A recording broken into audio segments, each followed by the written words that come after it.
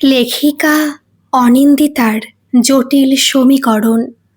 প্রত্যক্ষ অভিজ্ঞতা ছিল অরণ্যের। ছোট থেকে যৌথ পরিবারে মানুষ যে, তাই জটিলতাগুলো হিসেব কষে নিয়েছিল চাকরি পাওয়ার পরপরই। এটা অস্বীকার করার উপায় নেই। বিপদের দিনে যৌথ পরিবারের সদস্যরা নিজেদের মধ্যেকার বিভেদ ভুলে পাশে এসে দাঁড়ায়। ঘুরিয়ে ফিরিয়ে রাত জাগা, তেমন তেমন সময় ভেদে ডাক্তারের সঙ্গে কথা বলা, ওষুধপত্র এনে দেওয়ার মতো কাজগুলো করে। কিন্তু ওই প্রতিদিনকার ছোট ছোট বিষয় নিয়ে মনোমালিন্য, একজনের রোজগার খানিকটা বাড়লেই ভেতরে ভেতরে হিংসার চোরাস্রোত শুরু হয়ে যায়। যদিও বাইরে একান্নবর্তী, কিন্তু ভেতরে যৌথ পরিবারের গল্প ভেতরে থাকা মানুষগুলোই জানে। এই রকম জটিলতাপূর্ণ পরিবেশে এসে কমলিকা যে মানিয়ে নিতে পারবে না আগেভাগেই জানতো অরণ্য। হয়তোবা পারত মানিয়ে নিতে, কিন্তু অরণ্যই চায়নি। সে চেয়েছিল কমলিকাকে একটু আরাম, একটু স্বাচ্ছন্দ্য দিতে। নিজের মতো হাত পা ছড়িয়ে বাঁচা কি জিনিস জানে না মেয়েটা? ভালোবেসেছে যখন, স্বাচ্ছন্দ্য দেওয়াটাও যে তারই দায়িত্বের মধ্যে পড়ে। সে জানতো বাড়ির লোক একবার নিজস্ব ফ্ল্যাট কেনার কথা জানতে পারলে ঝড় বয়ে যাবে। কমলিকার কথা জানলে তো পরিস্থিতি। এই বাড়িতে বিয়ের কোণে মানে অভিজাত বংশের সুন্দরী, নিদেন পক্ষে সুশ্রী, ঘরোয়া। তার উপর বাড়ির নিজস্ব কিছু নিয়মকানুন আছে। অরণ্য ভালো চাকরি করে, কাজে উপহারের নামে গয়নাগাটি, ইলেকট্রনিক্স, ফার্নিচার, দান সামগ্রী যেন দেবে, শুধুই দেবে। মেয়ে সন্তানের জন্ম দিয়েছ, দেবে না বললে চলবে? তার দিদিকেও এমনভাবেই ভরিয়ে দেওয়া হয়েছে, এতে নাকি ইজ্জত বাড়ে। সময়ের সঙ্গে সঙ্গে যৌথ পরিবার আড়ে বহরে বাড়লেও মানুষগুলোর ভাবনা চিন্তা সেই অতীতের পাতাতেই আটকে আছে। আজও সেখানে কোনো বদল আসেনি। সে চেয়ে চেয়ে দেখে সাবেকি রান্নাঘরে মা, জেঠিমা হাসি মুখে পঞ্চ ব্যঞ্জনের যোগান দিয়ে চলেছে। সঙ্গে ঝুনু পিসি আর কমল কাকা, কুটনো কাটা, শিলে পিষে মশলা বাটা, সে এক এলাহি আয়োজন। প্রতিদিন দুরকম মাছ, মাংস। মাঝে মধ্যে অরণ্যর মনে হয় এরা খাওয়ার জন্য বাঁচে, বাঁচার জন্য খায় না। চাকরি পাওয়ার পর পুরনো ধুলো ধোয়া ভরা রান্নাঘরকে আধুনিক সজ্জায় সাজাতে চেয়েছিল অরণ্য। মডিউলার কিচেন বানানোয় দক্ষ এক কোম্পানিকে ডেকেও ছিল বাড়িতে, কিন্তু মা জেঠিমার সম্মিলিত প্রতিবাদে সে ব্যবস্থা কার্যকর হয়নি। সে জানে উপহারের নামে দামি দামি শাড়ি, কাঁসা পিতলের দান সামগ্রী, গয়নাগাটি দেওয়া কমলিকার পক্ষে সম্ভব নয়। তাছাড়া বাড়িতে রাখার জায়গাও নেই। ছোট কাকুর বিয়ে উপলক্ষে পাওয়া দামি দামি আসবাবপত্র আজও স্টোররুমে ডাই হয়ে পড়ে আছে। দুজনে পুনেতে চাকরির সূত্রে কোনো কিছুই নিয়ে যায়নি, তবু বিয়ে মানে নতুন ফার্নিচার, নতুন ইলেকট্রনিক্স সামগ্রীর লিস্টটি। কি যে হবে, কোথায় যে রাখবে কেউ জানে না। তার ওপর সে চাকরি করে। চাকুরিরতা বধূ যৌথ সংসারের পক্ষে হুমকি স্বরূপ। মা জেঠিমার মুখে তা বারবার শুনে এসেছে। উদাহরণস্বরূপ প্রতিবারই বাড়ির এক মেবাদিত্যম ছোট বধূটির কথা টেনে আনা হয়, আর কুমির ছানার মতো বারবার ঘুরিয়ে ফিরিয়ে দেখিয়ে দেওয়া হয় কেন প্রথম থেকে এই সম্পর্কে তাদের পরিবারের সবার এত আপত্তি ছিল। চিরকাল ধরে চলে আসা নিয়ম প্রথমবারের জন্য ভাঙলেন ছোট কাকিমা। বড়লোকের সুন্দরী বিদুষী তরুণীটি যে বিয়ের আগেই বহুল পরিচিত সর্বভারতীয় পরীক্ষার রিটেন ক্র্যাক করে বসে আছে কেউ জানতো না। তিনিও কিছু মুখ ফুটে বলেননি। সুন্দরী তরুণী পাল্টি ঘর দেখে ঠাকুমা কাকার প্রেমে স্বীকৃতি দিলেও ঘুণাক্ষরেও ভাবেননি এই তরুণী চলতে থাকা এতদিনকার প্রথা ভেঙে যৌথ সংসার ছেড়ে বেরিয়ে যাবেন। বিয়ের পর কেন্দ্রীয় সংস্থা থেকে ইন্টারভিউয়ের মেল এলে কাকার সাহায্য নিয়ে তিনি পরীক্ষাস্থলে পৌঁছে ভাইবা দেন। যথারীতি পাশও করেন। পোস্টিং আসে পুনেতে। জানতে পেরে প্রতিবাদের ঝড় ওঠে, কিন্তু দক্ষ হাতে ছোট কাকা সেই ঝড় সামাল দেন। নিজেও ট্রান্সফার নিয়ে স্ত্রীর সঙ্গে পুনে চলে যান। আজও বাড়ির উৎসব অনুষ্ঠানে ছোট কাকা কাকিমা এলে অদ্ভুত এক শীতল ব্যবহার করা হয়। বুঝিয়ে দেওয়া হয় তোমরা অবাঞ্ছিত। ছোট কাকিমা আর্থিকভাবে যথেষ্ট শক্তিশালী পরিবারের মেয়ে ছিলেন।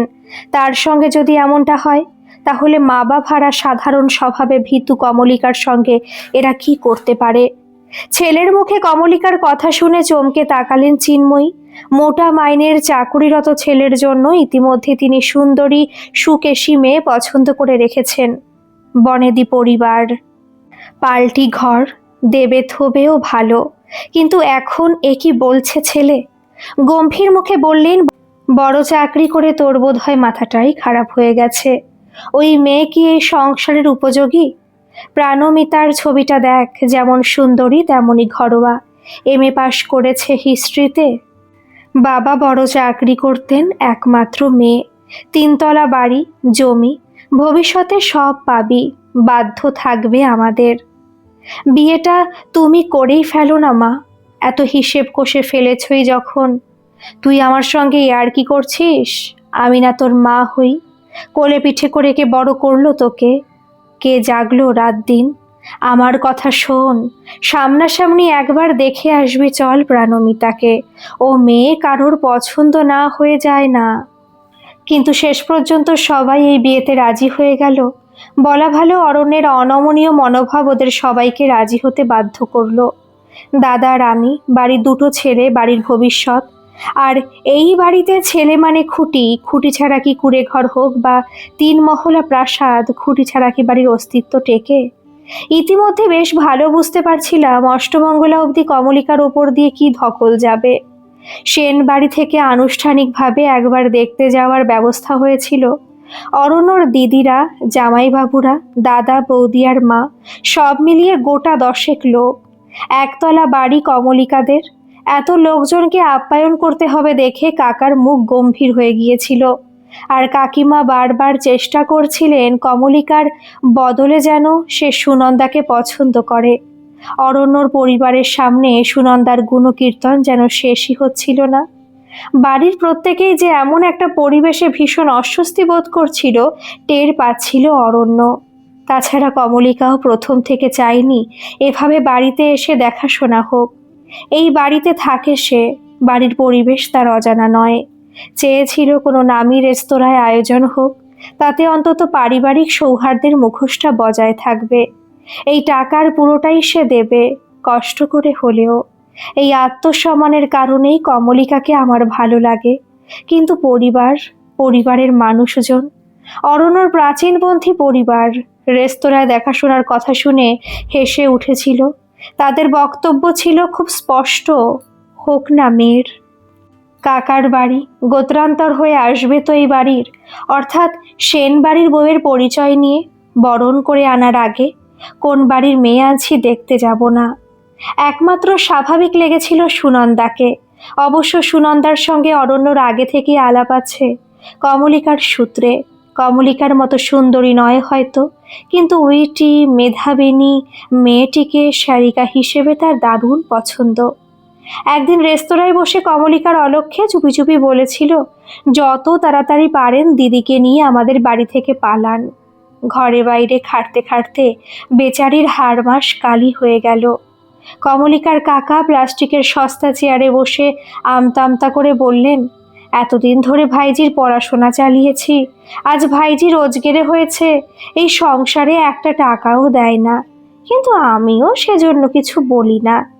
এতজনের মধ্যে একজন খাচ্ছে, তাতে আর আলাদা করে চাইবো কি? কিন্তু বিয়ের মতো বড় আয়োজন, প্রচুর খরচ, আমার মতো ছাপোষা মধ্যবিত্ত মানুষ দেবে কোত্থেকে? দেখছেনই তো আমার নিজেরও একটা মেয়ে রয়েছে। বড্ড হাসি পাচ্ছিল অরণ্যর। মানুষ যে দিনে দুপুরে এমন মিথ্যে বলতে পারে সত্যি তার জানা ছিল না। সংসার চালানোর খরচ বাবদ প্রত্যেক মাসে 20,000 কাকার হাতে তুলে দিতে হয় কমলিকাকে। ভালোবাসার সূত্রে অরণ্য জানে, এও জানে প্রতি মাসের ওই নির্দিষ্ট অঙ্কের টাকা হাতছাড়া হওয়ার ভয়ে কাকা কাকিমার মধ্যে একজনও চায় না কমলিকা এখনই বিয়ে করুক। নেহাত অরণ্যর সঙ্গে ভাগ্য জড়িয়ে গেছে তাই, নইলে যে কি হতো ভাবতে গিয়ে সেই মাঝে মধ্যে শিউরে ওঠে। মেয়ে চাকরি করে? অরণ্যর মা যেন আকাশ থেকে পড়লেন। কেন, আপনারা বুঝি কথাটা জানতেন না? অরণ্য বলেনি আপনাদের কাকার মুখ বেশ হাসি হাসি? আপনারা বড়লোক মানুষ, 2-5 টাকার দরকার নেই, আমাদের হলো গিয়ে গরিবের সংসার, সবার নিজস্ব রোজগার না থাকলে চলে? কটমটিয়ে তার দিকে একবার তাকিয়ে মা কমলিকার দিকে তাকালেন। সুতির শাড়ি পরে বসে থাকা মেয়েটিকে আপাদমস্তক নিরীক্ষণ করে স্পষ্ট গলায় কেটে কেটে বললেন, তুমি কি ভাবছো বিয়ের পরেও কি চাকরি কন্টিনিউ করবে? এখনো দিদি এটা নিয়ে ভাবার সময় পাইনি, নরম গলায় বলল সুনন্দা। বুদ্ধিমতী মেয়ে, মনে মনে হাসলো অরণ্য। আমাদের সেন বাড়ির কিন্তু একটা ঐতিহ্য আছে, এই বাড়ির বউরা কেউ সেরেস্তায় গিয়ে কলম করে না, কেরানিগিরি করার দরকার পড়েনি এখনো অবধি। পিষে পিষে কথাগুলো বললেন চিন্ময়ী। চল অরণ্য। উঠে দাঁড়ালেন তিনি। অতিথি আপ্যায়নের জন্য কষ্ট করে কমলিকা মিষ্টি সিঙাড়া এনেছিল, আম কাঠের টেবিলে সেগুলো না ছোঁয়া অবস্থাতেই পড়েই রইল। তুমি যাও মা, আমি কিছু খাই, বলল অরণ্য। অনেক কষ্ট করে ওরা আয়োজন করেছেন। সবাই পায়ে পায়ে বেরিয়ে গেল। স্টার্ট দেওয়ার শব্দ শোনা গেল, ধোঁয়া উঠল খানিক। দীর্ঘশ্বাস ফেলে একটা সিঙাড়া তুলে নিল সে। স্পষ্ট বুঝলো যুদ্ধের দামামা বেজে গেছে। একদিকে পুরো পরিবার, আরেকদিকে সে একা। খানিকটা সময় পেরিয়ে বাড়িতে ফিরে দেখল সে প্রত্যেকের মুখ অস্বাভাবিক গম্ভীর। কেউই বোধহয় অরণ্যের এহেন অধঃপতন মেনে নিতে পারছে না। নতুন করে বোঝানোর আর চেষ্টা করেনি সে, যেন জানতো এই কেবল সময় নষ্ট, কোনো লাভ হবে না। রাত্রিবেলা মা দিদি তার ঘরে এলো। বোঝানো পাল্টা বোঝানোর পালা চলল খানিক। অনমনীয় মনোভাব দেখে বুঝলো বোধহয় তীর হাত থেকে বেরিয়ে গেছে, আর ফিরবে না।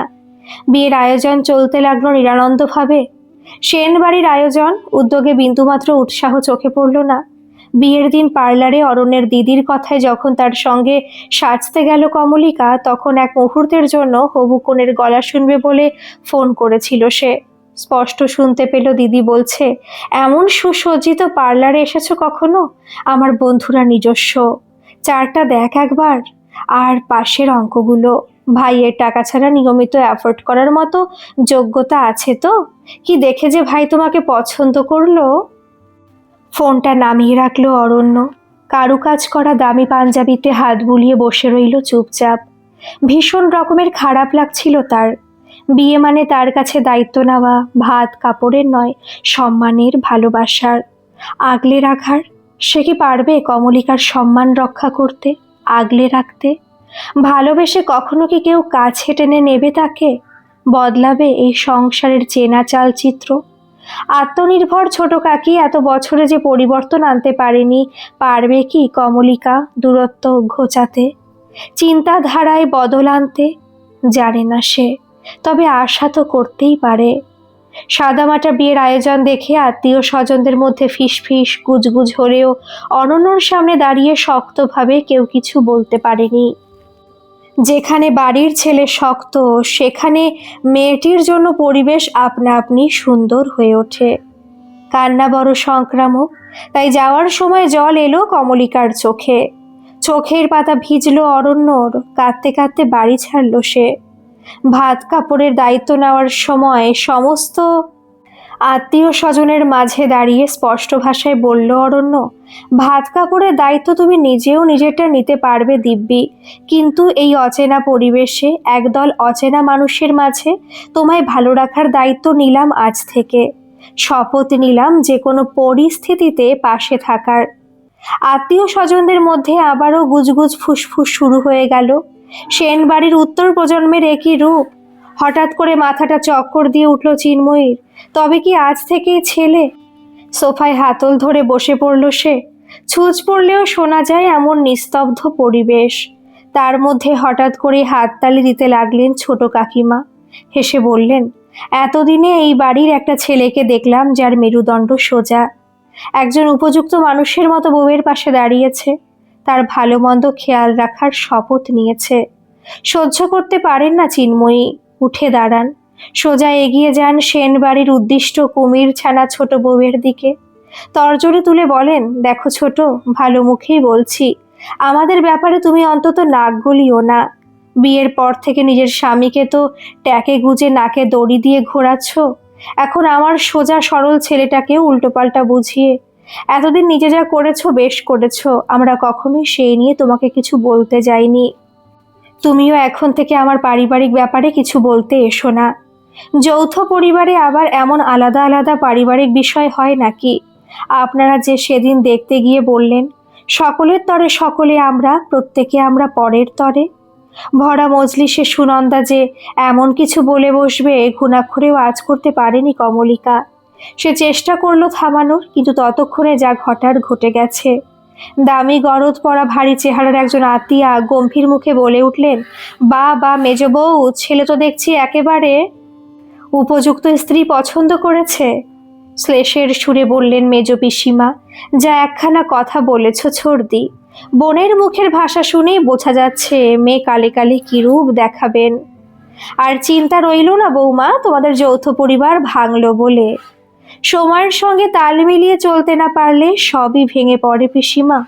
বড় বড় রাজতন্ত্র ভেঙে পড়েছে, এ তো সামান্য যৌথ পরিবার। হাসলেন অরণ্য। অরণ্য এই প্রজন্মের ছেলে, বুঝদার, বুদ্ধিমান। সে যেমন নিজের পরিবারকে ভালোবাসে, তেমনি প্রিয়তমাকে আগলাতেও জানে। হঠাৎ ঘরে ঢুকে এলেন প্রবীণ আলোকেশ বাবু। ফর্সা টকটকে রঙের সঙ্গে সাদা ধুতি পাঞ্জাবি যেন মিশে গিয়েছে। হাতে আংটি, গলায় মোটা সোনার চেন, চোখে মুখে অটল গাম্ভীর্য। জ্যাঠামশাইকে হল ঘরে ঢুকতে দেখে যেন স্তব্ধ হয়ে গেল ঘরের প্রতিটি কোণ। অসম্ভব ব্যক্তিত্ব ব্যঞ্জক স্বরে বলে উঠলেন, মেয়েলি আড্ডায় এ বাড়ির কোনো পুরুষ প্রবেশ করে না, কিন্তু এত গোলমালের হচ্ছে যে আমায় বারমহলের আড্ডা ছেড়ে আসতে হলো। সেন বাড়ির জন্য এ বড় লজ্জার দিন। তাড়াতাড়ি অনুষ্ঠান শেষ করো তোমরা, নতুন বউয়ের হাতে খাবে বলে কর্তা ব্যক্তিরা অপেক্ষা করছে। চোখ দিয়ে টপ টপ করে জল পড়তে লাগলো কমলিকার। সবার অলক্ষ্যে অরণ্য হালকা করে চাপ দিল হাতে, যেন বুঝিয়ে দিল, যতই যাই ঘটে যাক না কেন আছি তোমার পাশে। বলা বাহুল্য, বৌভাতের অনুষ্ঠান এরপর আর তেমন একটা জমেনি, তবে জৌলুস ছিল চোখ ধাঁধানো। সেন বাড়ির অনুষ্ঠান বলে কথা, জৌলুস না থাকলে চলে?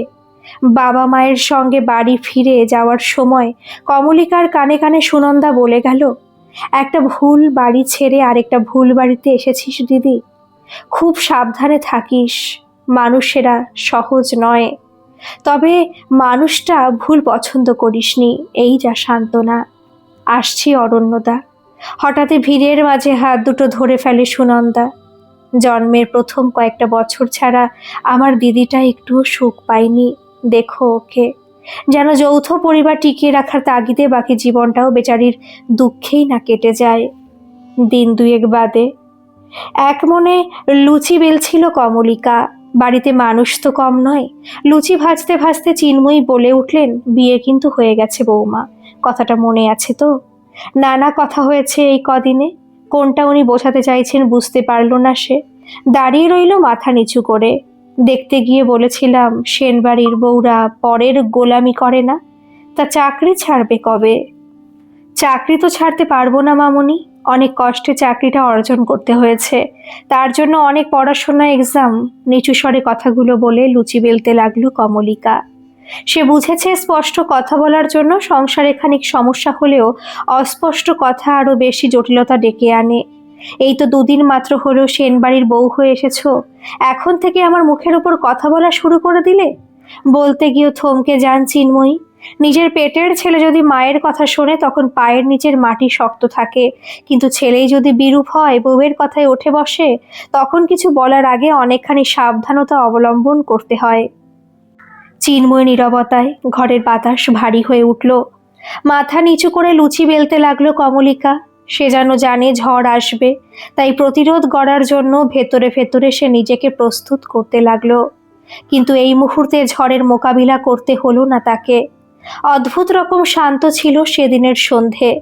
কোনো রকম কথা বলল না কেউ, বসলো না কোনো বিচার সভা। যেটা অবধারিত বলে ধরে রেখেছিল সে, দেখলো চারপাশের সবকিছু স্বাভাবিক, কোথাও কোনো গোলমাল অসঙ্গতি নেই, কোনো শাসনের বেড়াজাল নেই। ড্রয়িং রুমে সবার জন্য চা পকোড়া পরিবেশন করা হলো, টিভিতে নিউজ চলল, রাতে রান্নার আয়োজন শুরু হলো। অবাক কমলিকাকে আরো খানিক অবাক করে অফিস থেকে ফিরে অরণ্য বলল, চলো ঘুরে আসি দুজনে, তোমার তো আইসক্রিম খেতে ভালো লাগে, অনেকদিন একসঙ্গে আইসক্রিম খাওয়া হয়নি, যাবে? আর তো মাত্র 7 দিন ছুটি, এরপর তো তোমাকেও অফিসে জয়েন করতে হবে। চোখে আশার আলো খেলে যায়। সত্যি কতদিন নিজেদের মতো করে সময় কাটায়নি তারা দুজনে। বিয়ে, বউ ভাত, একের পর এক দায়িত্ব পালনে নিজেদের কথা ভুলেই গেছিল। তবু শান্ত গলায় বলে কমলিকা, কিন্তু মামনি, মামনি কি রাজি হবে? মাই তো বলল অফিসে ফোন করে। চলো তাড়াতাড়ি তৈরি হয়ে নাও। সুন্দর করে সেজে গুজে অরণ্যর সঙ্গে বেরিয়ে গেল কমলিকা। আইসক্রিম হয়তো ছোট, কিন্তু একসঙ্গে ঘুরে বেড়ানো সময়টা বড্ড দামি। বাড়ির ছোট বউ বাপের বাড়ি গেছে। অনেকদিন ভাই ভাই বউয়ের সঙ্গে ভালো করে কথাবার্তা হয় না। এই অজুহাতে যথারীতি অরণ্য সঙ্গে গেছে। বউ বৌমাও ছেলেকে নিয়ে বাপের বাড়ি। ড্রয়িং রুমে এখন চার মাথা একত্র। গম্ভীর মুখে চিন্ময়ী বলেন, বৌমা তো চাকরি ছাড়তে চাইছে না। আজ স্পষ্ট ভাষায় বলল মুখের ওপর। অরণ্য এ ব্যাপারে কিছু শুনতে রাজি হবে বলে মনে হয় না। কি করবেন কিছু ভেবেছেন দাদা? একে তো ওই ছোট লোক ঘরের মেয়ে, প্রথম থেকেই আমার পছন্দ ছিল না। তার ওপর কিনা মুখে চোপা করে বলে চাকরি ছাড়বো না। পড়াশোনা করে এক্সাম দিয়ে চাকরি পেতে হয়েছে। মেয়েটা ছোট লোক ঘরের হতে পারে, কিন্তু মাইনেটা প্রতি মাসে 50,000। অঙ্কটা খুব কম লাগছে কি? কি বলছো তুমি? নীলিমা অবাক হয়ে অলোকেশের দিকে তাকান। সেন বাড়ির একটা মান সম্মান নেই? অলোকেশ চোখ নামালেন না। বুঝলেন, বাড়ির কর্তা হিসেবে পরিবারের প্রত্যেকের নজর তার দিকে স্থির হয়ে রয়েছে। থামলেন, ঠান্ডা গলায় বললেন, মনে রেখো, পরিস্থিতি বুঝে সিদ্ধান্ত নেওয়াটাই হলো বুদ্ধিমানের কাজ। ছোট বৌমা একটা কথা একদম ঠিক বলেছে, সময় বদলাচ্ছে। বদলাচ্ছে মানুষের চিন্তাধারা। যৌথ সংসারের বেড়াজাল মানুষের কাছে ক্রমশই অপ্রয়োজনীয় হয়ে পড়ছে। আমাদেরও বয়স বাড়ছে। সংসারে আয়ের উৎস বাড়ানো প্রয়োজন। আতিথেয়তা, লোকলৌকিকতা বজায় রাখতে প্রতি মাসে কত খরচ তা নিশ্চয়ই তোমাদের অজানা নয়। তা বলে সেন বাড়ির বউ ব্যাগ দুলিয়ে অফিসে যাবে? চিন্ময়ী বরের দিকে তাকালেন। পুলকেশ মাথা নিচু করে বসে। তাহলে সেদিন ছোট বউ কি দোষ করেছিল? সেদিন বাবা মা দুজনেই বেঁচে ছিলেন, পরিস্থিতি আলাদা ছিল। আবারও গলা খাকরান অলোকেশ। ছোট বৌমা ব্যক্তিত্বময়ী, নিজের রোজগারে টাকার গুরুত্ব বুঝত। সংসারের থেকে নিজের শখ শৌখিনতাকে বেশি প্রাধান্য দিত। সর্বোপরি তার জন্ম একটা উচ্চবিত্ত পরিবারে হয়েছিল, যাদের সঙ্গে আজও সুসম্পর্ক বজায় আছে। যে কোনো বিপদে এখনো তারা সাহায্য করতে রাজি। তাই বাবা মা সংসার ভাঙার ভয় পেয়েছিলেন। কে না জানে স্বাধীনতার স্বাদ খুবই সংক্রামক। সেখানে কমলিকা। অস্বস্তিকর প্রশ্নটা হাওয়ায় ঝুলে রইল। দুটো কিটক্যাট সানডে অর্ডার দিয়ে মুচকি হাসলো অরণ্য। কি মনে হচ্ছে? সংসার বোধহয় এতটাও খারাপ জিনিস নয়। তা হানিমুনে কোথায় যাবে ভেবেছ কিছু? শুধু দুজনে, একান্তে। সেনবাড়ির নিয়মমাফিক ট্রে জুড়ে রকমারি ফল মিষ্টি তত্ত্ব সাজিয়ে অষ্টমঙ্গলায় ছেলে বৌমাকে কমলিকার কাকার বাড়ি পাঠালেন চিন্ময়ী। তেলতেলে ভঙ্গিতে হেসে বললেন, এই সেনবাড়ির একটা অন্যরকম আভিজাত্য আছে বুঝলে। জিনিসগুলো ভালো করে দেখে নাও। শাড়ি পাঞ্জাবিটা অনেক দাম দিয়ে নিজে পছন্দ করে কিনেছি। টাকা আসে যায়, কিন্তু আভিজাত্য অনেক বছর ধরে পরিশ্রম করে অর্জন করতে হয়। ভালো কথা, তোমার বোনের জন্য খামে আলাদা করে টাকা দিলাম, সঙ্গে টয়লেট সেট। টাকাই দেওয়া ভালো, বাড়ির লোকজনের কাজে লাগবে। গিয়ে দেখলাম তো অবস্থা, পলেস্তারা খসা দেওয়াল, বাথরুমে টাইলস নেই। মাথা নিচু করলো কমলিকা। এগুলো বুকে বড্ড লাগে, কিন্তু উত্তর দেওয়া যায় না। কাকা সংসার চালানোর নামে তার কাছ থেকে মোটা টাকা নিত ঠিকই, কিন্তু ওই বাড়িতেই যে বেড়ে ওঠা, পড়াশোনা, নিজেকে বুঝতে শেখা, মানুষগুলোর নামে এমন কিছু শুনতে বড্ড খারাপ লাগে। বৌমার মুখের অবস্থা দেখে বেশ তৃপ্তি লাগলো চিন্ময়ীর। সেদিনের পর থেকে শ্রদ্ধেয় ভাসুরের ওপর বিরূপ হয়ে আছে তার মন। যে স্বাধীনতা তিনি এত বছরেও পেলেন না, এই মেয়ে দিব্যি সময় বদলের দোহাই দিয়ে পেয়ে গেল। তিনি কি কম শিক্ষিত ছিলেন, নাকি কম যোগ্য? সে যুগে দাঁড়িয়ে কলকাতা বিশ্ববিদ্যালয় থেকে ইংরেজিতে MA ফার্স্ট ক্লাস। কম চাকরির সুযোগ এসেছে জীবনে। শ্বশুর মশাই ইন্টারভিউ লেটারগুলো ছিঁড়ে ফেলতেন আর চেঁচিয়ে চেঁচিয়ে পাড়া প্রতিবেশীদের শুনিয়ে বলতেন, ওম সোহা। এই জন্যই মেয়েদের অতিরিক্ত শিক্ষা আমি পছন্দ করি না। নেহাত সুন্দরী আর প্রকৃত ভরসা বলে তুমি সেনবাড়ির বউ হয়ে আসতে পেরেছ। মাথা নিচু করে সবটাই দেখতেন পুলকেশ। বউয়ের হয়ে বাবার সামনে কোনোদিন কিছু বলেননি। অথচ অরণ্য দিব্যি সবার সামনে বলল, এ বাড়িতে তোমাকে আগলে রাখার দায়িত্ব আমার। আগলে রাখা? আগলে রাখা অত সহজ নাকি? গলায় মধু ঢেলে বললেন চিন্ময়ী, টাকাটা কিন্তু বোনের হাতেই দিও মনে করে। দিনকাল তো ভালো নয়, এখন থেকে খানিক সঞ্চয় করা ভালো। যা মুখ ওই মেয়ের, দায়িত্ব নিতে কেউ এগিয়ে আসে কিনা দেখো। তোমাদের যুগে তো শুধু ভাত কাপড়ের দায়িত্ব নিলেই হয় না, সারা জীবন আগলে রাখার অঙ্গীকারও নিতে হয়। সবাই তো আর আমার ছেলের মতো বোকাশোকা নয় যে মাথায় হাত বুলিয়ে। তোমার পূজনীয় কাকিমা তো আবার ওই টরটরি মেয়েকে আমাদের ঘাড়ে গছাতে চাইছিলেন। অবশ্য তুমিও বাপু যা দেখলাম কম যাও না। থেমে গেলেন চিন্ময়ী। অভিজ্ঞ চোখজোড়া ঠাউর করে নিয়েছে ছেলে আসছে গাড়ির চাবি হাতে। সোনরু, সবকিছু যত্ন করে গুছিয়ে দিয়েছি, প্রণাম করে কাকি শাশুড়ির হাতে দিস। সেন বাড়ির একটা সম্মান আছে তো। গলায় কৃত্রিম দুঃখের ভাব ফুটিয়ে বলে ওঠেন, না, হবে না কোনো জামাই ষষ্ঠী, না কেউ করবে আদর। চৌপর রাত দিন শ্বশুর বাড়ি, চৈত্র হোক কিংবা ভাদর। মা প্লিজ, যাওয়ার সময় এসব কথা না তুললেই নয়। তুমি তো আমার মা ছিলে এতদিন, এখন থেকে না হয় ওরও মা হয়ে উঠতে চেষ্টা করো। কোনোদিন তো মায়ের আদর পায়নি কমল। সামান্য থামে সে। কমলকে মেনে নেওয়ার চেষ্টা করো মা, ও কিন্তু খুব ভালো মেয়ে। সেনবাড়ির ভবিষ্যৎ বাটন তো দুই বউয়ের হাতে তুলে দিতে হবে। দুই বউ বলেছিস ভালো, শ্লেষের সুরে বললেন চিন্ময়ী। বউ আমাদের একটাই, রমন্যা। অভিজাত পরিবারে না জন্মালে, না বড় হলে সেই পরিবারের আদব কায়দা শেখা যায় না। কমলিকা তো জন্মেছে গরিবের ঘরে, বড় হওয়ার সময়ও কোনো আদব কায়দা শেখেনি। ওসব পারবে না। আমাদের অভিকের বউ রমন্যা আছে তো, ভবিষ্যতে ওই সব সামলে নেবে। বিয়ের সময় গিয়েছিলি তো বাড়িতে, কত বড় বাড়ি, কেমন আদর আপ্যায়ন। পড়াশোনায় সে কি কিছু কম? সে তো বাড়ির নিয়ম মেনে ঘরেই রয়েছে, কাঁধে ব্যাগ ঝুলিয়ে ধাক্কা খেতে খেতে 10টা 5টা চাকরিতে ছোটেনি। কমলিকা চোখ ভর্তি জল, সেদিকে নিশ্চুপে একবার তাকালো অরণ্য। তা কেন মা, ধাক্কা খাবে কেন কমলিনী? বাড়ির গাড়ি তো রয়েইছে, ওকে না হয় অফিসে ড্রপ করে দেবে। একটা গাড়িতে তোরা অফিস যাস, একটায় রনি স্কুলে যায়, ওর জন্য নিশ্চয়ই বাচ্চাটা বাসে চেপে স্কুলে যাবে না। একটা দীর্ঘশ্বাস ফেলে মায়ের দিকে তাকালো অরণ্য। চলো কমল। শব্দ করে গাড়ি বেরিয়ে গেল। পেছনে পড়ে রইল একরাশ ধোয়ার মন খারাপ। অবাক হয়ে সেদিকে খানিক তাকিয়ে রইলেন চিন্ময়ী। বিশ্বাস করতে সময় লাগলো বেশ। ছেলে তাকে একবারও 80 পর্যন্ত বলল না। চলে গেল দিব্যি। রান্নাঘরে ঢুকে অন্যমনস্কভাবে কৌটায় রাখা খাবার দাবারগুলো নাড়াচাড়া করছিলেন চিন্ময়ী। এমন সময় রমনা মুখটাকে বাংলার পাঁচের মতো করে বলল, কাকিমা, এটা কি আমার সঙ্গে ঠিক হলো? আমি না এই সেন বাড়ির বড় বউ। কি হয়েছে মা, তোমায় কে কি বলেছে? চিন্ময়ী অকারণেই সহানুভূতিশীল হয়ে ওঠেন। কেউ কিছু বলেনি বলে তো আর এমন নয় বাড়িতে চলতে থাকা নাটকের কথা কানে আসবে না। আপনারা তো এতদিন ধরে সেনবাড়ির নিয়মকানুন নিয়ে এত গর্ব করে এসেছেন, অথচ ছোট বউ শুনলাম দিব্যি আপনাদের মুখের ওপর ঝামা ঘষে সবার সামনে দিয়ে চাকরি করতে চললো। এখন আপনাদের ওই ফাঁপা মান সম্মান গেল কোথায়?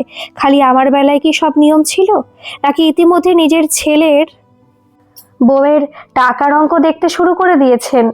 বিরক্তিতে মুখ বাঁকালেন চিন্ময়ী। আমাকে না বলে কথা বরং তোমার শ্বশুর মশাইকে গিয়ে জিজ্ঞেস করো। আমাদের কথা কি কেউ শোনে? না শোনার কথা ভাবে।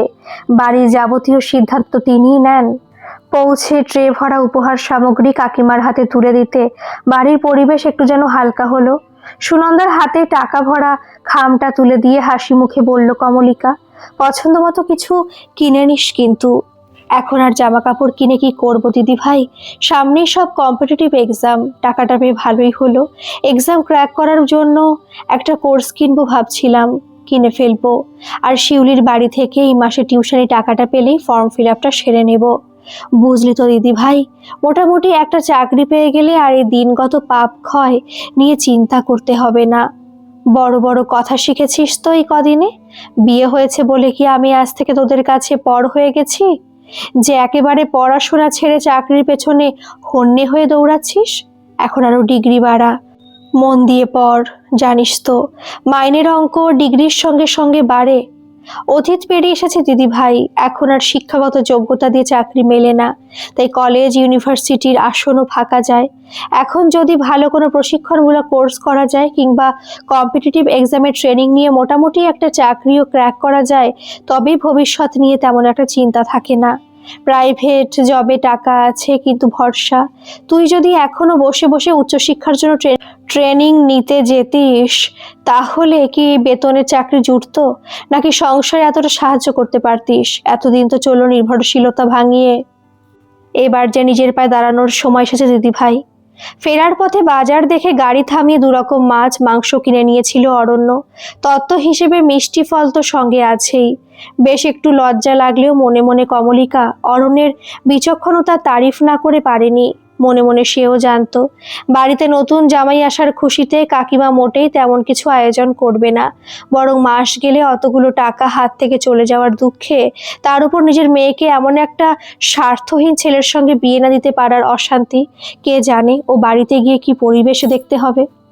চায়ের কাপ হাতে ভেতরে ঢুকে এলো অরণ্য। পেছন পেছন সাজানো মিষ্টির থালা হাতে কাকিমা। দেখে বড় লজ্জা হলো কমলের। শেষে কিনা তাদের আনা তত্ত্বের নোনতা মিষ্টি এগলেস কেক দিয়ে জামাইয়ের প্লেট সাজিয়ে দিল কাকিমা। এত কি গরিব হয়ে গেছে কাকা? দুটো মিষ্টিও নতুন জামাইয়ের জন্য দোকান থেকে আনতে পারতো না? কিন্তু বললেই অশান্তি শুরু। সে দেখল অরণ্য ইতিমধ্যেই ডান হাতের সদ্ব্যবহার শুরু করেছে।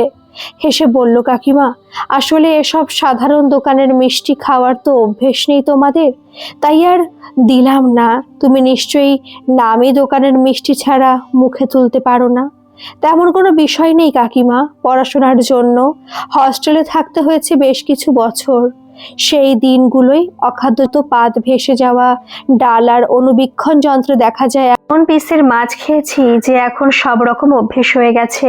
মিষ্টি আর এমন কি, ক্ষীর ছানা থাকুক বা নাই থাকুক, চিনি থাকা বাধ্যতামূলক, নইলে তা মিষ্টি হয় না। সুগার ফ্রি টি হলেন প্রহ্লাদ কুলে দৈত্য, মুখে দিলেই চিত্তির, গেলাও যায় না ফেলাও যায় না। কি বলেন শালি সাহেবা? সুনন্দা হেসে ফেলে। সেই হাসির রেশ ছড়িয়ে যায় অরণ্যর ঠোঁটে। হাসলেন না কেবল কাকিমা, তার গম্ভীর মুখ আরো একটু গম্ভীর হয়ে ওঠে। কিন্তু বাড়িতে আসা নতুন জামাইয়ের সঙ্গে ভদ্র ব্যবহার করাই রীতি। একটুক্ষণ দাঁড়িয়ে থেকে যাই, দুপুরে রান্নাগুলো সেরে ফেলি বলে বাতাসে কথা ভাসিয়ে বিদায় নিলেন। বুঝলেন শালিজি, আপনার কথা বাইরে থেকে শুনছিলাম, একেবারে বাস্তববাদী অভিজ্ঞতা। Hats off. অদৃশ্য টুপি খোলার ভঙ্গি করে নিচু হয়ে বাউ করল সে। কেন যে সবাই এভাবে ভাবতে পারে না, খালি উচ্চশিক্ষার পেছনে দৌড়ে মরে, মাঝখান থেকে চাকরি পাওয়ার প্রাইম বছরগুলো নষ্ট হয়ে যায়। এই বয়সে দাঁড়িয়ে এমন বাস্তববাদী চিন্তাধারা খুব একটা দেখা যায় না। মোগাম্বো খুশ হুয়া, বহুত খুশ। কিন্তু হঠাৎ শালিজি কেন? আমি তো কখনো আপনার সামনে দাবি করিনি যে আমার পার্লেজি খেতে দারুণ লাগে। উইট আর সেন্স অফ হিউমারের ককটেল। এই জন্যই তোমায় এত ভালো লাগে। লাভ ইউ শালিজি। এমন খাপ খোলা তলোয়ারের মতো বোন বাড়িতে থাকলেও তোমার দিদিটি যে কেন কিছু শিখতে পারলো না কে জানে। বিয়ের আগে একটু ট্রেনিং তো দিতে পারতে, ইন্টারমিডিয়েটটুকু অন্তত পাশ করে থাকতো। বিয়ের পর থেকে দেখছি খালি পুরনো দিনের ফিল্মের নিরূপা রয়ের মতো ফ্যাচ ফ্যাচ করে কাঁদে। তোমার কথা বলো, আমি একটু দেখে আসি।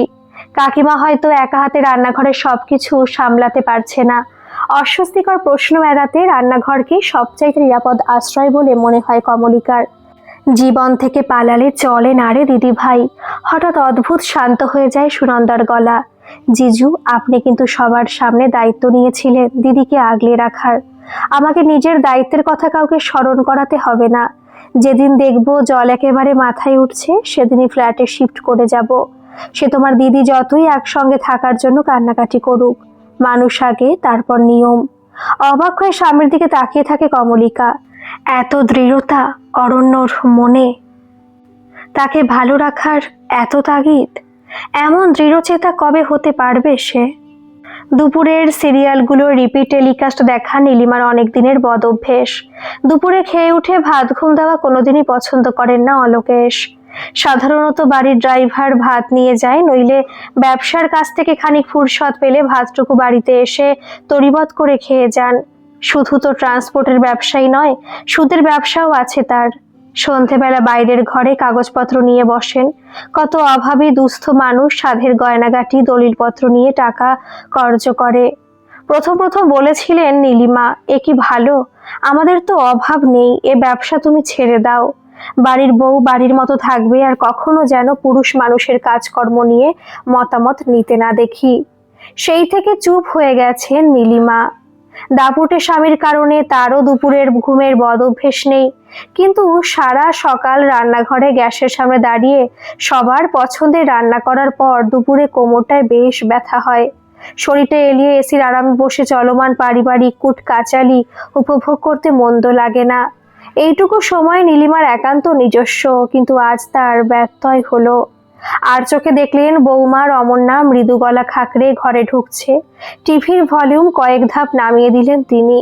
এই মেয়ে স্বভাবে মন্দ নয়, কিন্তু শ্বশুর খুড় শ্বশুরের সামনে যতখানি বিনয়ী হয়ে থাকে ততটা বাড়ির বাকিদের ক্ষেত্রে নয়। এ কথা নীলিমা চিন্ময়ী দুজনেই জানেন, কিন্তু সাংসারিক অশান্তির ভয়ে চুপচাপ মেনে নিয়েছেন। মাঝে মধ্যে একান্তে দুই বউই আক্ষেপ করেন, যুগের ধর্ম যাবে কোথায়। তার ওপর বাড়িতে এখন ছোট বউ এসেছে, যদিও গরিব ঘরের মেয়ে, তবু বড়কে চোখের সামনে দেখে তারও যদি পাখনা গজায়, শেষ পর্যন্ত বাড়ির দুই গৃহিণী সমস্যায় পড়বেন। অভিকের ছেলে অদ্বৈত ঠাম্মার বড় ন্যাওটা, চকোলেট চিপস চাউমিনের আবদার ঠাম্মার কাছে। এক নামজাদা স্কুলের ক্লাস 4-এ পড়ে সে। এখন যদি ঝামেলার চোটে বাড়ির দুই ছেলের মধ্যে কেউ বাড়ি ছাড়ে, মন খারাপ গৃহিণীদেরই হবে, কর্তাদের আর কি। দিব্যি আছেন ব্যবসার লাভ ক্ষতি সুদ কষার হিসেব নিকেশ নিয়ে, আর সংসারে খামোখা রকমারি নিয়ম জারি করে। জোড়াতাপি দিয়ে সংসার তাদেরই চালিয়ে নিতে হয়, পরিস্থিতি সামলাতে হয় বুদ্ধি করে। যদিও সাংসারিক বিষয়ে চিন্ময়ী একটু মাটো, নীলিমা তাকে স্নেহই করেন। নিজের চোখে রেজাল্ট দেখেছেন, কি ভালো ছিল পড়াশোনায়। এই সংসারে এসে কেবল জোয়ালি ঠেলে গেল। না তাকিয়ে রমন্যার মনের ক্ষোভ টের পেয়ে গেলেন নীলিমা। এত বছর ধরে সংসার করছেন, এটুকু না বুঝতে পারলে চলে, কিন্তু মুখের ভাব মনের আঙ্গিকে প্রকাশ করলে চলবে না। তাই বোধহয় অকারণেই মধুর হেসে বললেন, এই অসময় কেন বড় বৌমা, কিছু বলবে বুঝি? রনিকে স্কুল থেকে আনতে বাড়ির গাড়ি গেছে তো? ঘাড় নাড়ালো রমন্যা। রনির ব্যাপারে কথা বলতে আজ এখানে আসেনি মা। তা কি আর বুঝতে পারছে না নীলিমা? কিন্তু সম্মুখে বিপদের ছায়া দেখলে তার থেকে বুদ্ধিমতীর যথাসম্ভব দূরত্ব বজায় রাখতে পছন্দ করেন। তিনিও ব্যতিক্রম নন। হালকা হেসে বললেন, শপিংয়ে যাবে বুঝি? যাও না, রনি ফিরে এলে বাড়ির গাড়িটা নিয়ে ঘুরে এসো খানিক, মনটা ভালো লাগবে। শাশুড়ির মনের কথা বেশ বুঝতে পারছিল রমন্যা। কম দিন হলো না সেও সেন বাড়ির বউ হয়ে এসেছে। এদের যত নিয়ম সব বাড়ির বউ মেয়েদের জন্য। ছেলেরা হলো মুক্ত বিহঙ্গ, যেখানে খুশি ডানা মেলে উড়ে যেতে পারে। শুধু রাত্রি শেষে বাসায় ফিরলেই হলো। সামান্য থেমে বলল, না মা, পরশুই তো শপিং করলাম, রনিকে নিয়ে গিয়েছিলাম, পছন্দের চাইনিজ খাইয়ে আনলাম। আপনার সঙ্গে একটা সিরিয়াস বিষয় নিয়ে কথা আছে। এত চেষ্টাতেও বিপদটা আর আটকানো গেল না। মৃদু দীর্ঘশ্বাস ফেলে জোর করে মুখে হাসি টেনে বৌমার দিকে ঘুরে বসলেন নীলিমা। বলো, কি বলবে? শুনলাম আপনারা ছোট বউ কমলিকাকে চাকরি কন্টিনিউ করতে দিচ্ছেন। একটা দীর্ঘশ্বাস ফেলে নীলিমা বললেন, ঠিকই শুনেছ মা, কিন্তু মা, বিয়ের সময় আপনারা সপরিবারে দেখতে গিয়ে আমার বাবাকে বলেছিলেন সেন বাড়ির বউরা কোনোদিন চাকরি করে না, সে দরকার পড়ে না তাদের। আপনাদের আভিজাতের সঙ্গে ব্যাপারটা যায় না। ছোট বউ আসার সঙ্গে সঙ্গে সবকিছু বদলে গেল কিভাবে? রমনার গলার স্বরে উষ্মা প্রকাশ পেল। অভিজ্ঞের থেকে অরণ্য মেন্টালি স্ট্রং বলে? তুমি ভুল করছো মা, নরম সুরে বলেন নীলিমা। সেন বাড়িতে বউরা বিয়ে হয়ে আসে আরাম করার জন্য। তোমার জন্য বাড়ি দক্ষিণ খোলা বড় ঘর, এসি, টিভি, ছোট্ট ফ্রিজ সহ আনন্দের সব রকম উপকরণের ব্যবস্থা করা হয়েছে। ইচ্ছে মতো শপিং, স্যালো, চাইলেই সবকিছু হাতের কাছে পাবে তুমি। কারণ একটাই, তুমি এই বাড়ির আদরের বড় বৌমা। দেখে শুনে বরণ করে তোমায় আমরা ঘরে এনেছি। একটু যেন বিভ্রান্ত লাগলো রমন্যাকে। তার সঙ্গে ছোটর চাকরির কি সম্পর্ক? ছোট বউ এক প্রকার জোর করে এই বাড়িতে এসেছে, আমরা কেউই স্বেচ্ছায় নিয়ে আসিনি। তাই প্রতিদিন তাকে অক্লান্ত পরিশ্রম করতে হবে। বাসে ট্রেনে ঝুলে অফিস যেতে হবে। সেন বাড়ির বাকি বউদের মতো আরাম সুবিধা মিলবে না। মানে, ছোট বউ অফিস যাবে বাসে চেপে, বাড়ির গাড়িতে নয়? বাড়ির কর্তা হিসেবে তোমার শ্বশুরের তাই সিদ্ধান্ত মা। জোর করে সেন বাড়ির বৌমা হওয়া যায় না। বৌমার সম্মান নিয়ে তুমি ছিলে, তুমিই থাকবে চিরকাল। একগাল হেসে উঠে গেল রমন্যা। এতক্ষণ কি যে উল্টোপাল্টা ভাবছিল সে। তার শ্বশুরমশাই এক কথার মানুষ, রাশভারী, আর একটু আস্থা রাখা উচিত ছিল তার উপর। মায়ের কথা শুনে শুধু শুধু দুই শাশুড়ির কাছে গিয়ে ইস ভেবে নিজের খারাপ লাগছে তার। রনির আসার সময় হয়ে এসেছে, তাড়াতাড়ি তৈরি হয়ে নিল সে। নিজেই ছেলেকে আনতে যাবে আজ। পজ করে রাখা সিরিয়াল আবারও চালু করলেন নীলিমা দেবী। শব্দ বুকে নিয়ে চলে যাচ্ছে চলমান ছবি, কিন্তু মন তার টোকা দিয়েছে অতীতের দরজায়। সেই কোন ছোট বয়সে একগা গয়না পরে সেন বাড়িতে বধূর সাজে এসেছিলেন তিনি। তারপর থেকে সংসারের চেনা অচেনা রাজনীতিতে এমন পাকে পাকে জড়িয়ে পড়লেন যে আমি কে আর ফিরেই পেলেন না। সরু চালের ভাত, মুগের ডাল, আলু ভাজা, সর্ষে দিয়ে মাছের ঝাল আর মাংস, 2 রকমের মাছ এনেছিল জামাই। করার ইচ্ছে হয়নি কমলের কাকিমার। এনেছে বলেই সবকিছুই একসঙ্গে রাখতে হবে নাকি? একবেলায় অত খেতে পারে মানুষ? মাছ মাংস একসঙ্গেই তো তার অতিরিক্ত মনে হয়। তার ওপর আছে দই মিষ্টি, আর এনেছে বলতে তো মাছ আর মাংস। একটু ভালো চাল ডাল তেল নুন মশলাপাতি, রান্নার গ্যাসের খরচ কি কম? এই মাগি গন্ডার বাজারে গৃহস্থ বাড়িতে বুঝে না চললে হবে? সেসব পাত সাজিয়ে দেওয়ার দিন অতীত। কমল তো এই ভাঙা ঘরে মাত্র দিন 2 কাটিয়ে গাড়ি চেপে শ্বেত পাথরে মোড়া 3তলা শ্বশুর বাড়িতে রওনা দেবে। মাস শেষে গ্যাস চাল ডাল মশলাপাতি না জুটলে ভুগতে তো হবে তাকেই। এত রকমের রান্না একদিনে, শরীর যেন আর চলতে চায় না। গরিবের বাড়ি 1-2 পদে রান্না হলেই চলে। এত রকম রান্না করা দরকার এর আগে কি কখনো পড়েছে? ঘরোয়া স্টিলের থালাতেই জামাইয়ের জন্য খাবার সাজিয়ে দিল সে, হাসি মুখে নয়। এরকম নুন আনতে পান্তা ফুরোনো সংসারের হাল দেখে হাসি আসে না, ভাবতে বিরক্ত লাগছে তার। এ মাস থেকে নগদ 15,000 টাকা সংসারের খাতায় মাইনাস। একটু ভালো মাছ মাংস পাতে দেওয়ার আশাটুকুও নির্মূল সেই সঙ্গে। আজ নিজে খাবে বলে জামাই ভালো ভালো মাছ মাংস এনেছে, এরপর না নিজে আসবে না বউকে এখানে আসতে দেবে। এর চেয়ে যদি সুনন্দাকে বিয়ে করতো তাদের আর কোনো অভাব অনটন থাকতো না। নিজের চোখেই তো দেখলো অষ্টমঙ্গলার তত্ত্বের কি বাহার, কপাল আর কি। কমলের কপালটা তো বরাবরই সোনা দিয়ে বাঁধানো। কেমন দুম করে ভালো একটা চাকরি পেলো, কেমন বড় ঘরে বিয়ে হলো। তার মেয়েটার যে কি হবে? ছোট 2 সিটার প্লাস্টিকের টেবিল, একপাশে কমলের কাকার অরণ্য খেতে বসেছে। বিয়ে হয়ে গেছে যখন আর ভেবে কি লাভ? এমন ভঙ্গিতে তিনি মাংসের বাটিটা টেনে নিলেন। মাছটা এখন রেখে দাও গো, ও বেলায় খাবো। গরম খাসির মাংসের ঝোল পাতে সমুদ্র করে উত্তেজিত মুখে বলে উঠলেন, মাংসটা বোধ করি পল্টুর দোকানের। এই তল্লাটের সবচাইতে ভালো মাংস ওখানেই পাওয়া যায়। হতে পারে, মোড়ের মাথার দোকানের মাংসটা দেখে ভালো বলে মনে হলো, তাই ওখান থেকে নিলাম একটু। ওটাই তো পল্টুর দোকান। খেয়ে দেখো বাবা জীবন। রেওয়াজি একদম। মনে মনে বেজায় হাসি পাচ্ছিল অরণ্যর, আবার কষ্ট হচ্ছিল একটু একটু। তেমন একটা ভালো মন্দ খেতে না পেলে মানুষ বোধহয় সামান্য ভালো খাবার দেখলে এমন উত্তেজিত হয়ে পড়ে। অভাব বড় কঠিন শব্দ। আশ্চর্যের বিষয়, পৃথিবীর অধিকাংশ মানুষই অভাবী। রান্নাঘরে বসে একাকী লজ্জায় মরছিল ভামিনী, কমলের কাকিমা। বিয়ের পর থেকে দেখছে মানুষটার এই স্বভাব। খেতে বড্ড ভালোবাসে, কিন্তু ইচ্ছে মতো পাতের গোড়ায় সাজিয়ে দেবে সে সাধ্য কোথায়? তা বলে জামাইয়ের সামনে এভাবে হ্যাংলার মতো?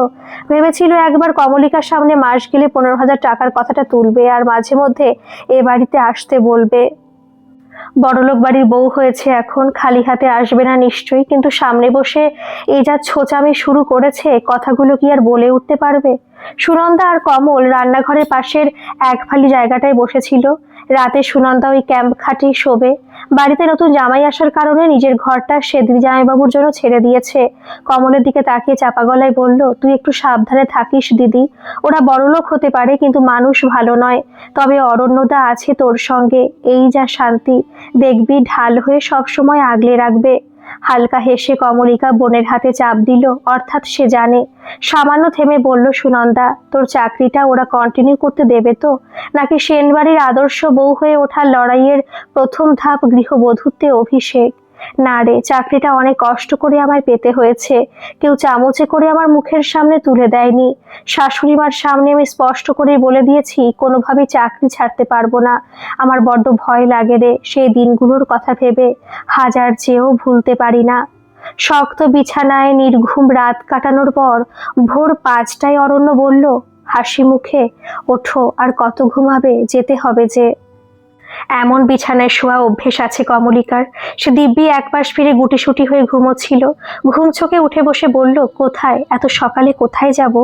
কোথায় আবার? মিচকে হাসলো অরণ্য। হানিমুনে? ছুটির মোটে যে আর 2 দিন বাকি। তোমার ছোট ভাই কাউকে কিছু না জানিয়ে নিজের বউকে নিয়ে তার বাপের বাড়ি থেকে হানিমুনে দিব্যি মন্দারমণি চলে গেল, আর তুমি? আয়নায় নিজেকে দেখতে ইচ্ছে হয়? বন্ধ দরজার আড়ালে গর্জে উঠল রমন্যা। বাড়িতে না জানিয়ে আমার জন্য একটা সুতো কিনে আনতে ভয় পাও। তুমিও তো কিছু কম বড় চাকরি করো না। দিনের পর দিন এমন চললে আমি কিন্তু বাবাকে জানাতে বাধ্য হব। সমুদ্রের ধারে সুন্দর লাক্সারি রিসর্ট, দোতলায় স্পেসিয়াস রুম, সঙ্গে চওড়া ব্যালকনি। দুধ সাদা নরম বিছানায় ধবধবে সাদা বালিশ, দেওয়াল জোড়া টিভি, ড্রেসিং ইউনিট, শীততাপ নিয়ন্ত্রিত যন্ত্র। বারান্দায় দাঁড়ালে সমুদ্র, ঢেউয়ের দাবাদাপি আর জলের নোনা গন্ধ, সামনে ঝাউ গাছ, দোলনা, সুইমিং পুল, নীল জলের অমোঘ আহ্বান। দেখে শুনে অবাক হয়ে যাচ্ছিল কমলিকা। সে চাকরি করে, স্কুলে পড়ায়, বাড়ি আসে। এসব লাক্সারিয়াস রিসর্ট আগে কখনো চোখে দেখার সৌভাগ্য হয়নি, তবে ইউটিউবে দেখেছে, ছবিতেও। কলিগরা বেড়াতে টেড়াতে যায় পরিবারের সঙ্গে। পাউডার রুমে ঢুকে সামান্য থমকে গেল সে। কাচের শুটিং ডোর, ইউটিউবে আগে দেখেছিল অবশ্য। এভাবে এরা ভেজা জায়গা আর শুকনো জায়গাকে ভাগ করে, কিন্তু ভিডিও দেখার ব্যবহার করার মধ্যে সামান্য হলেও তফাৎ আছে। সে আস্তে ধীরে সবটা করলো, তারপর বেরিয়ে এলো। কলগুলো এত অদ্ভুত, ফাংশন বুঝতেই খানিক সময় লেগে যায়।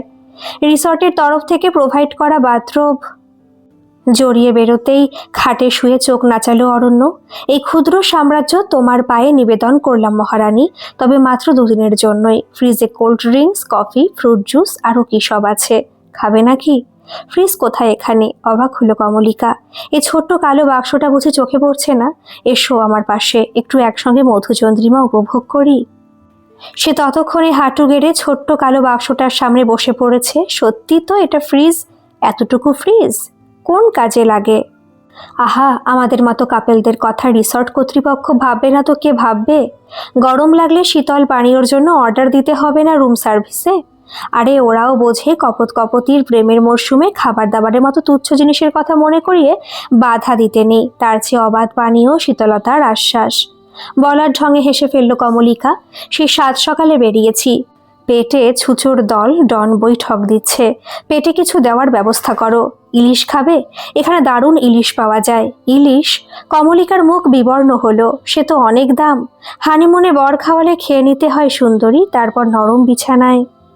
সমুদ্র দেখতে এসেছি আমি, লজ্জা লজ্জা মুখে বলেই চেঞ্জ করতে সরে গেল কমলিকা। বাড়ির গাড়িতে রমনা ছেলেকে নিয়ে স্কুলের দিকে রওনা হয়ে যেতে মায়ের কাছে এলো অভিক। সব শুনে গম্ভীর হলো নীলিমার মুখ।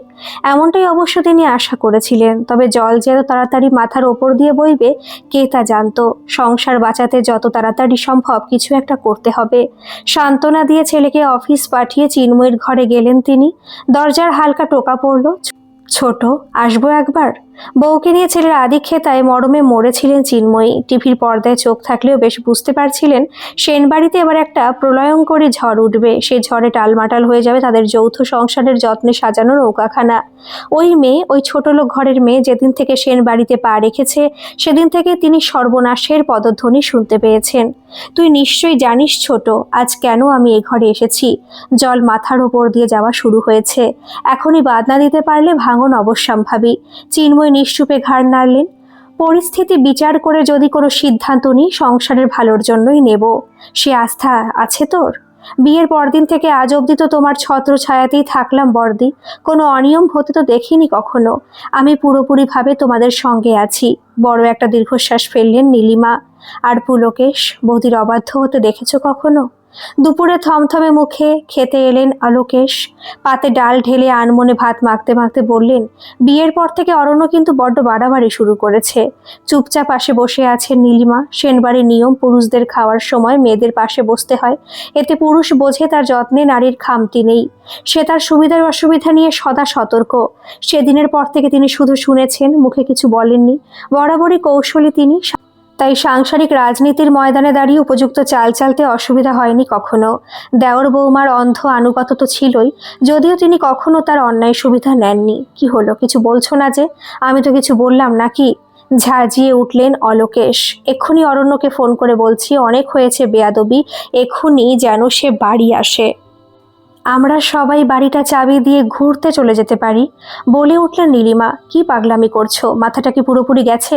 সবাই বাড়ি ছেড়ে চলে যাব মানে ব্যবসাকে দেখবে, কত টাকা লোকসান হবে সে খেয়াল আছে? এই প্রথমবার বোধহয় ধমক শুনেও নীলিমা থামলেন না। সেনবাড়ি যৌথ সংসারে চাবি তার আঁচলে বেঁধে শাশুড়ি শান্তিতে চোখ বুজেছেন। যেভাবেই হোক এই সংসার রক্ষার দায় তার। কিছুতেই আর চুপ থাকলে চলবে না। তোমার মনে হয় ফোনে বললেই কথা শুনবে অরণ্য, ফিরে আসবে বাড়িতে? তোমার ছেলে অভিকের মতো সে কিন্তু মেরুদণ্ডহীন নয়। রাগের মাথায় যদি বাড়ি ছেড়ে চলে যায়, এই যুগে দাঁড়িয়ে যৌথ পরিবারের গর্ব থাকবে তো? তেমন হলে সম্পত্তি থেকে ওকে আমি বঞ্চিত করব। এটো হাতে চেঁচিয়ে ওঠেন অলোকেশ। এমন কথা বলবেন না দাদা। অরণ্য যে এই বাড়িরই ছেলে, সেন বাড়ির রক্ত ওর গায়ে। ভাসুরে চিৎকার শুনে এলোমেলো অবস্থায় ছুটে আসেন চিন্ময়ী। দিদি, তুমি কিছু বলো। ঘরে যাও ছোট বৌমা, আমার সামনে আসার আগে আয়নায় নিজেকে দেখে নিও। ঠান্ডা গলায় বলে ওঠেন নীলিমা। তোমার মনে হয় অরণ্য সেনদের পারিবারিক সম্পত্তির পরোয়া করে? একে অপরকে চিনতে পারার জন্য নির্জনতার চেয়ে জরুরি বোধহয় কিছু নেই। নির্জন সমুদ্রের দিকে তাকিয়ে বাঁধানো গাছের তলায় বসে এমনটাই ভাবছিল কমলিকা। ছোট ছোট আলোর মালায় সেজেছে রিসর্ট। কয়েকজন তরুণ গিটার বাজিয়ে আধুনিক বাংলা গান গাইছে। ওই দেখা যায় ঘন কালো জলরাশি, ঢেউয়ে ঢেউয়ে জেগেছে মাতন গানের সুরে। তাই বুঝি তীব্র শব্দে আছড়ে পড়ে সে বেলাভূমিতে। কি তীব্র আসলে সে জড়িয়ে রেখেছে একে অপরকে। ভালোবাসার এমন মোহনীয় রূপ, মুগ্ধ হয়ে চেয়ে থাকতেই হয়। হাসি মুখে বলে ওঠে কমলিকা। কাদের কথা বলছো তুমি? চোখ সরু করে নিজের সদ্য বিবাহিত বউকে মাপল অরণ্য। গলায় সামান্য রাগের সুর যেন। হানিমুনে এসে অন্য পুরুষ মহিলাকে অবজার্ভ করা রীতিমতো ক্রাইমের পর্যায়ে পড়ে। তাই তাহলে সমুদ্রে নিয়ে এলে কেন? পাহাড়ে শান্ত সমাহিত প্রকৃতির কোলে নিয়ে যেতে পারতে। ঋষিরাজের চরণে নিজেকে নিবেদন করে নীরবে প্রার্থনা করতুম। মানেটা কি? তুমি তবে এতক্ষণ সমুদ্রের ঢেউ নিয়ে কথা বলছিলে? ঈষৎ বিভ্রান্ত দেখায় অরণ্যকে। তুমি কি ভাবলে এ প্রেম নারী পুরুষের? না মশাই, এ হলো নিকশিত হেম। কোনো কাম গন্ধ ছাড়াই বেলাভূমি মাঝে দোল দিয়ে যায় ছলাৎ ছলাৎ শব্দ তুলে। তাকিয়ে দেখো একবার, কি গভীর আসলে সে সমুদ্রের ঢেউ ছন্দ সুরের দোলায় ভেসে ঝাঁপিয়ে পড়ছে বেলাভূমির বালুমাখা শরীরে। আলিঙ্গনাবদ্ধ দুই হৃদয়ে পরক্ষণে নেমে আসা বিরহ জ্বালা। ঢেউ সরে যায় দূরে, আরো দূরে। সমুদ্র তাকে টেনে নেয় বুকে। চাপা গলায় গেয়ে ওঠে বেলাভূমির বালু মাখা তট। তারে ধরি ধরি মনে করেই ধরতে গেলেম আর পেলেম না। দেখেছি রূপসাগরে মনের মানুষ কাঁচা সোনা। সে মানুষ চেয়ে চেয়ে ফিরিতেছি পাগল হয়ে। মরমে জ্বলছে আগুন আর নেভে না। আমায় বলে বলুক লোকে মন্দ, বিরহে তার প্রাণ বাঁচে না। গলা মেলালো অরণ্য। কখনো কেউ বলেছে তোমার মতো পাগলে বিশ্ব সংসারে নেই? কি আর করব বলো? তোমার স্পেশাল ভেবে বিধাতা মাত্র এক পিসি বানিয়েছিল, আর তোমার অনুসন্ধিত সুমন ঠিক তাকে খুঁজে বের করেছে। অতুলনীয়া হেসে ওঠে অরণ্য। যোগ দেয় কমলিকাও। চলো এবার খেয়ে নেওয়া যাক। এ দীর্ঘ রজনী কি উপবাসেই কাটাবো দোহে? পারিবারিক সম্পত্তির পরোয়া না করে করুক, যার পরোয়া করতে বাধ্য হবে সেই বস্তু এখনো আমার হাতেই আছে। তেমন প্রয়োজনে আমি তার ব্যবহার করব। কি বলছো কি তুমি? নীলিমা যেন এবার বধির হয়ে যাবে। তুমি কি পাগল হলে? যে সত্য এতদিন ধরে গোপনে আছে তাকে গোপনেই থাকতে দাও। এতদিন তোমার সব কথা মেনেছি, এইটুকু দয়া করো আমার ওপর, দয়া করো। ঘরে যাও নীলিমা। সত্যকে গোপন রাখার চাইতে যৌথ পরিবারের ভারসাম্য টিকিয়ে রাখা আমার কাছে অনেক বেশি জরুরি। আমি তো চাই না সমস্যা, চাইও নি কোনো দিন। তাই আজও গোপন কথা গোপনই আছে। যদি সে নিজেকে অতিরিক্ত চালাক ভাবতে শুরু করে, তখন ডানা ছাটার কাজে পরিবারের একজনকে অগ্রবর্তী হতেই হয়। তোমরা বাড়ির মহিলারা যখন সে দায়িত্ব নিতে সক্ষম নও। ভাতের থালা থেকে হাত তুলে নিলেন অলোকেশ। অর্ধেকের বেশি ভাত পড়ে রইল পাতে। উঠে গেলেন গম্ভীর মুখে। আজ ফিরতে দেরি হবে আমার। কিছু হিসেব নিকেশ মেলাবার আছে। হয়তো অনেকদিন আগেই মেলানো উচিত ছিল, কিন্তু স্নেহ, আজ মনে হচ্ছে অপেক্ষা করার দরকার নেই। তুই এই অসময়ে? রমন্যাকে দেখে চমকে উঠলেন অভিষিক্তা। ততক্ষণে দৌড়ে ফ্রিজের কাছে চলে গেছে রনি। তার পছন্দের চকোবার রাখা থাকে নির্দিষ্ট তাকে। কেন? খবর না দিয়ে নিজের বাড়িতে একদিনের জন্য একটু আসতে পারি না বুঝি? রমনার গলায় চেনা ঝাঁজ। আসলে শ্বশুর বাড়িতে রাশভারী শ্বশুরের সামনে ঝাঁজ দেখাতে পারে না বলে বাড়ি এলে গলার স্বরে আগুন ঝরে। খুঁজে খুঁজে সেন বাড়িতে মেয়ের বিয়ে দিয়েছিলেন শ্যামলেশ। পাল্টি ঘর, অভিজাত চালচলন, আদব কায়দা। বনে দিয়ানায় কোনো পক্ষই কম যায় না। যদিও এ যুগে দাঁড়িয়ে সেনরা ভাবনা চিন্তায় খানিক পিছিয়ে আছে। পুরাতনপন্থী ধ্যান ধারণা ওদের। সে যাই হোক, চাইলেই তো আর সবকিছু রেডিমেড পাওয়া যায় না। তার উপর ছেলের চাকরিটা বেশ শাসালো। কাজে চার হাত এক করতে শ্যামলেশের পরিবারের কেউই দ্বিমত করেনি। অভিকে রাজপুত্রের মতো চেহারা দেখে অভিষিক্তা তো জামাই বরণের সময় আবেগে ভেসে গিয়েছিলেন। না আসলে তুই তো এলে ফোন করে আসিস। আমিও নাতিটার পছন্দের খাবার দাবার বানিয়ে রাখি। এবার হঠাৎ কোনো কিছু না বলে ওই বাড়িতেও আমি কিছু বলে আসিনি। সেন বাড়ির ছোট ছেলে কাউকে কিছু না বলে দিব্যি ঠ্যাং ঠ্যাং করে বউকে বাপের বাড়ি থেকে বগল দাবা করে নিয়ে দিব্যি হানিমুনে চলে গেল। আর আমাকে একটু বাপের বাড়ি আসতেও বলে আসতে হবে?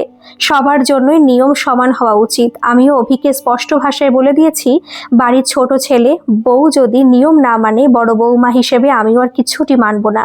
এখানে তো ভুল করলি রে মা, ষড়যন্ত্রের সুরে চাপা গলায় বলেন অভিষিক্তা। এখনকার মতো এ পর্যন্তই থাক।